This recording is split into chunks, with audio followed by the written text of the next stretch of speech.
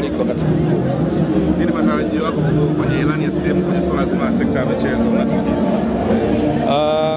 Nafikiri wote ni mashuhuda wa kazi nzuri inayofanywa na serikali ya Chama cha Mapinduzi katika kusimamia ilani ya michezo, na haya mafanikio yote tunayapata yanaanzia hapa kwenye chama chetu, na tumpongeze sana mwenyekiti wetu Daktari Samia Suluhu Hassan kwa kazi nzuri na tunamwombea.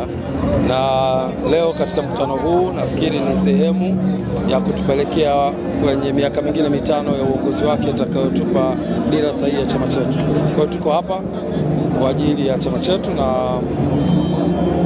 we're excited. Asanteni sana.